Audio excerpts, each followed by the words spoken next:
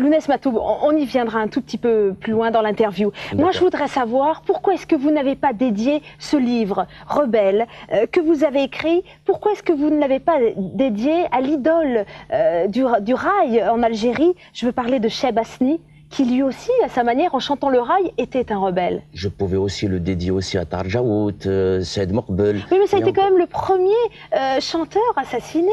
Oui, je compatis à la douleur des siens.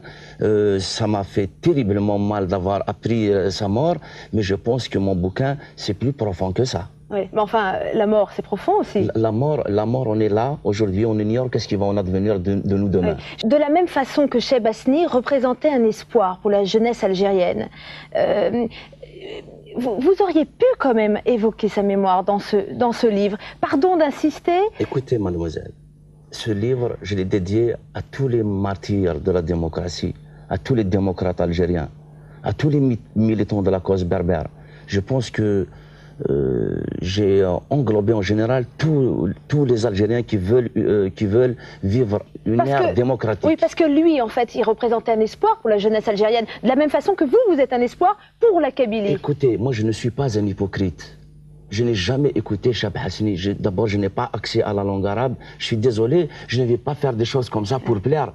Certes, mais c'est parce que vous êtes représentant du mouvement culturel berbère que, oui, en fait, vous ne parlez pas de Cheb Asni, qui lui n'était pas kabyle. Non, qu'on s'explique bien. Oui. C'est pas en luttant dans le mouvement culturel berbère pour la revendication de la culture berbère qu'on est contre des arabophones.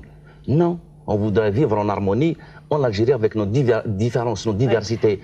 Il y a l'arabe algérien, il y a la langue française aussi qui est un butin de guerre. Je voudrais aussi que Tamazir soit langue nationale et officielle. Oui, mais parce que... Alors, attendez, ça on y reviendra. Mais Lounès Matoub, parce que si je vous ai posé cette question sur Cheb Asni, c'est tout simplement parce que lui, il a été assassiné pendant que vous étiez séquestré par le GIA.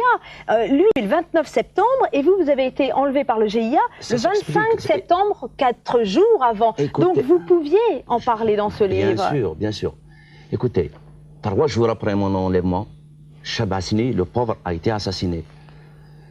C'était pour créer une diversion. Oui.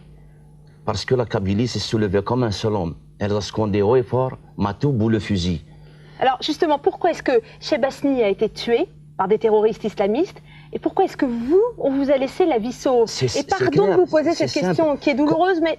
Quand on retourne aux élections de 1991, c'est bien le fils qui l'avait emporté en Oranie. Oui. Aujourd'hui, la seule région qui reste inaccessible à l'intégrisme parce que le mouvement culturel berbère est implanté fortement, c'est la Kabylie. Et c'est la seule région qui reste, c'est le seul bastion qui reste à l'intégrisme en Algérie. Et je voudrais que toutes les autres régions d'Algérie copient sur la Kabylie. Parce qu'il y a des régions où ces gens-là, où ces assassins vivent en complète autarcie. Oui. Alors qu'est-ce que ça veut dire? Ça veut dire que si vous avez été libéré par ce groupe islamique armé, c'est parce que la Kabylie s'est mobilisée? En cette soirée du 10 octobre 1994, la peur avait changé de camp. Les intégristes avaient peur.